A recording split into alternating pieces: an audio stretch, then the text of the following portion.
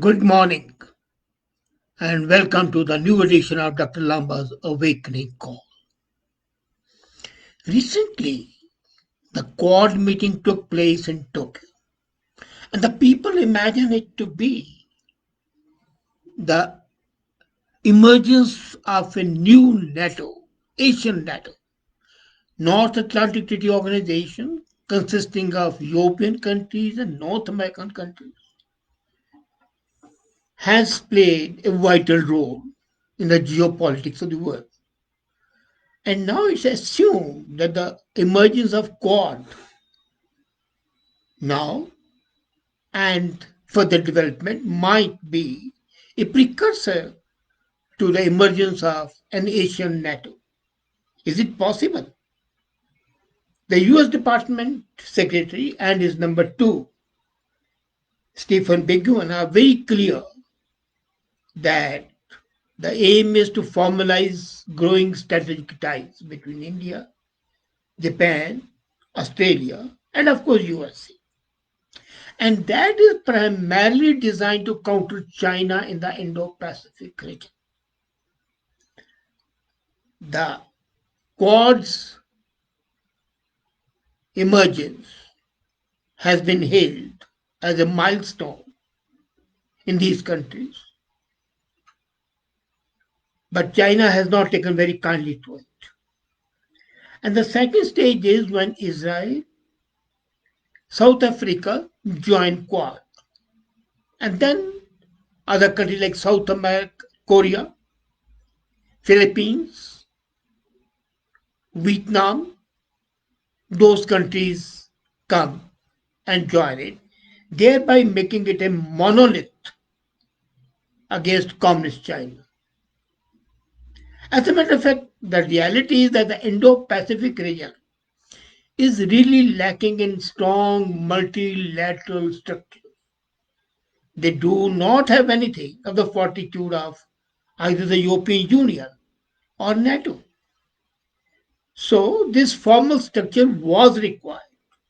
Now, whether it can replace or be a replica of NATO is something different.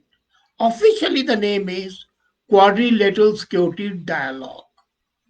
It's an informal strategic forum of four democracies, and they'll hold semi-regular summits and joint military drills. They'll discuss economic issues and the development assistance. The brainchild of the former Japanese President Abe is this Quad, and he had given a speech called Confluence of the Two Seas, Pacific Ocean and the Indian Ocean, the Indo-Pacific, the combination of the two.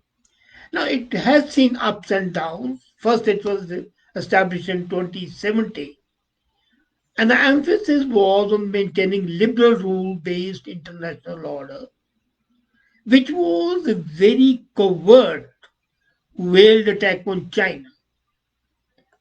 But then China interferes in South China Sea, is sending armies to Vietnam, is threatening Taiwan, suffocating Hong Kong, and the recent massing of troops on Ladakh border also emerged, resulting in some fights. So it attracted the attention of US and US Secretary of State Mike Pompeo. He has given his attention to it. The Asian foray is much more significant because he'll be dealing with China's closest neighbor, that's India. And the importance of the Quad can be judged from the fact that this US Secretary of State personally participated in the meeting and India was represented by its foreign minister. The Quad was an informal strategic forum set up during Obama regime at the urging of the Japanese Prime Minister, but then they didn't want to help it. Now, the Secretary of State has very openly declared that they want it. And they want to persuade, US wants to persuade Quad to take tougher policy to China, even envision a military alliance in Asia on the lines of NATO. But this strategy is a hard sell even for Japan, which is a defense alliance within USA. And India till now has not been a member of any military alliance, so it would be a break with a tradition, which by itself is not bad, it's welcome. Traditions become suffocating, strangulating. They are killing. So if the traditions are not followed, there's no harm in that. Nobody can deny that Japan will remain loyal to US China defense alliance. But then the Japanese economy is recovering from global depression. The US presidential election is looming. But one thing is clear, the Australian attitude is very positive. The present political leadership has been more aggressive than India has been. As a matter of fact, India should have taken a lead, but it's Australia which has taken a lead, and they are following forward policy of the former British Empire and then the American system towards China despite economic difficulties. Agreed that Australia has suffered a great deal because Chinese were fueling the economy of Japan. India's had a long cordial relationship with Japan and apparently good relations with China despite China having occupied 56,000 kilometers in Kashmir, which were gifted by Pakistan to, and about 70,000 square kilometers in Nepal. But the recent flare up on the border with China, followed by the Indians' very controversial but very bold decision to shut down over 150 Chinese apps, including popular TikTok, the goodwill that existed between the two countries has been framed. But did the goodwill ever exist? As a matter of fact, I do not think that there's a military relationship with USA the way at one time Pakistan had. India cannot afford it. Even today, despite buying arms and technology worth millions of dollars and billions of dollars, India's largest defense partner is Russia, followed by Israel. USA comes third. And USA doesn't have a kind word for Russia. So if Russia supplies, as is happening in Iran, USA is not very happy. They want Russia to be replaced. And that's not going to happen. In addition, although the Indian economy is poised to be number three, it is still relatively a developing country. In the grand scheme of things, if I see the Chinese policy with its campaign to eliminate poverty and the BRI, one road, one belt, OBOR initiative, which is a mirage created by China to attract the attention of the developing countries. So, would India be interested in playing a front major role for the imperial designs? No. India has a very pragmatic leadership.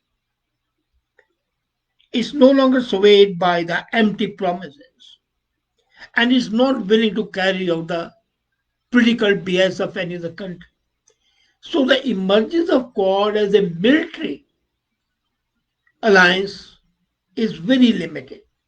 It would have joint military maneuvers, but then India has a joint military maneuvers with Russia as well. It has with Japan, it has with South Korea, it has with USA, it has with Israel, it has with Great Britain, it has with France. But they're all bilateral. With Russia, it's trilateral. But this multilateral relationship is welcome. There's no harm in that. But if it's poised against one country or one form of government, then it's not going to be there. And the Chinese foreign policy is very, very aggressive. In reality, it is passive aggressive.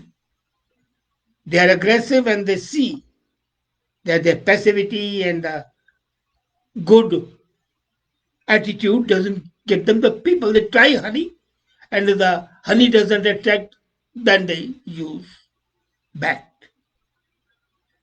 History shows that China has been an imperialist country all the time, whether the time of Halaku, whether the time of Kublai Khan, Ming dynasty. They extended their empires all the time. So they want to do that now. But history is moving in a different direction. History of the world is moving that even if there's a world war today, a different pathway would be followed. It will be alleviation of poverty, it will be decreasing misery, and then for the majority of the countries, it's a forward tide represented by BRI and backward tide by the military intervention may not be followed, but China proposes that as a second option, especially for India, Vietnam, Philippines, and if needed, Japan. COVID-19 has diverted the historical movement of China. And China is having second thoughts. Meanwhile, confusion reigns on what Quad is and the future of India's relationship. Sustaining that confusion is the proposition that India is considering abandoning its sacred tradition of non alignment and is willing to have military alliance with individual countries to counter Chinese threat. But India has still now not decided to join any alliance. And the chatter on India's impending alliance has acquired a life of its own. It may have no validity. So there's a lot of confusion, but there are four clear parameters which clear the fog that surrounds Quad. While the Deputy Secretary of State, Begun, has very clearly said that US strategy is to push back against China in virtually every domain. But he could not be specific about a Quad.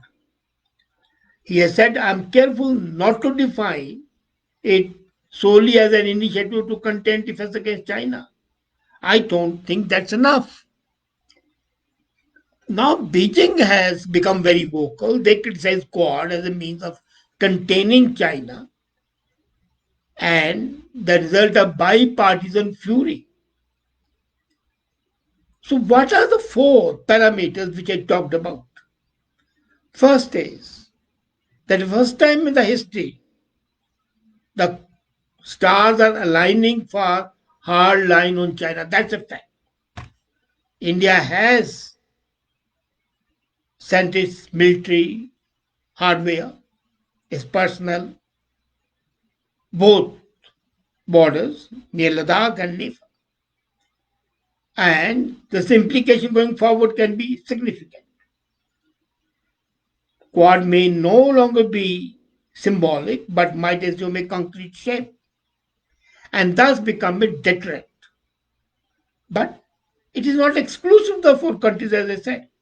Israel, South Korea, South Vietnam, South, Thailand, New Zealand, even. They are simply watching from the sidelines to jump into the alliance. So there are plenty of reasons to bring other countries in. And although both USA and Japan are very strong proponents, Australia and India has misgiving. They don't want to go the whole hog.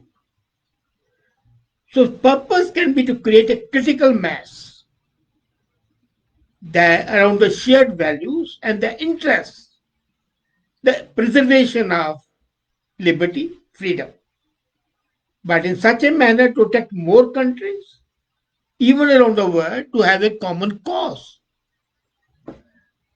Ultimately, Quad is likely to remain a loose framework with regular high level dialogues, naval exercises, but not a military alliance. So I talked of the four parameters, are the four questions that determine the possibility of Quad being a nation NATO. The first is the nature of alliance. Although they have a negative connotation in our foreign policy discourse, nobody can deny that alliances are a part of the statecraft of diplomacy. India might say they are non-aligned, but they never were non-aligned. And alliances are a means to enhance your power. They are about deterring the enemies. Alliances can be in different shapes. They can be bilateral, they can be multilateral. And alliances have figured in history of India since long. Even in the times of Mahabharata, Panchtantra, Arthashastra, there is a strategic wisdom embodied in the alliances. And when it comes to the foreign policy, people say, no, Pandit Nehru said we are non-aligned. That's bullshit. India's image of alliances is frozen in the moment when he talked about non-aligned movement. But as the foreign powers had joined together and they joined Russia to defeat Germany, afterward they wanted to defeat Russia. And India didn't want to be tied down. But India has joined alliances, contrary to convention. During the First World War, some nationalists aligned with the Imperial Germany to set up the first Indian government in exile in Kabul. Raja Mahendra Pratap did that. In the Second World War, Subhash Bose joined forces with the Imperial Japan to set up Indian National Army and a provisional government in NMS. Jawaharlal Nehru also signed agreements and alliances with Bhutan, Nepal, Sikkim, and that was to protect them against China. He actively opposed US alliance in Asia, but he rushed to USA when China invaded India. Indira Gandhi signed a security cooperation agreement with Soviet Union in 1971. So where is the non-alignment? Nehru signed, Indira signed. The whole thing smacks of a cover-up. So India does do alliances, but the question is under what conditions and what terms. This brings us to a third parameter. Is USA offering alliance against China? Yes. So Quad is turning into something, some kind of alliance for the future. But one speech doesn't make alliance. What happens if Joe Biden becomes the president? The whole thing will go fine. The formal commitment does not translate into reality. During time of war, you remember, Pakistan thought in 1954 that its security arrangement with USA would enable it to defeat India. What happened in 1965? USA did not intervene, it was Russia which intervened. And the war came to an end. In 1971, USA sent its 7th Fleet but withdrew it, and they did not help Pakistan survive as it was. Was divided into two. Even with long-standing US military allies with Japan and Philippines, there is a legal quibbling over what the US obligations really are. So if you remove that noise, Washington is really not offering military alliance, nor is Delhi asking for one. So the fourth question, the instrument nature of alliance. Agreements for security cooperation are made in a specific context against a particular threat. The particular threat is only towards India, secondly towards Vietnam, thirdly towards Philippines, not to Japan, not to Australia, not to US. So that particular threat is not there. And security treaties are not worth the paper they are written on. They are scraps of paper. Consider India's security treaty with Nepal, Bangladesh, and Russia. The 1950 treaty with Nepal was supposed to protect it from China, but today the Kathmandu government is more close to China than to India. And they treat treaty with India as a symbol of Indian hegemony. The 1972 security treaty with Bangladesh died with the killing of Mujibur Rahman. The 1971 treaty with Russia, within a decade it was dead. So no country is more instrumental about alliance as in China. As Chairman Mao signed with Russia, and that was after 1941. And then he broke away and moved closer to 1970. So the close relationship between Russia and China also came to an end. So these treaties are for a specific time, for a specific purpose. And Quad doesn't have that. The Chinese threat is nebulous to Japan and to Australia. To Australia, it's only economic. So a democratic India cannot be brutally transactional about its external partnership. But then Delhi should certainly learn that the theological debates about alliances should not cloud its judgment about the extraordinary economic and security challenges that face India. So having an alliance is okay, but not a solely military alliance. It should be a diplomatic alliance, an economic alliance, and a military alliance. The trishul of that three should be a part of the Quad, and then Quad will play a major role in the international prospects. Thank you.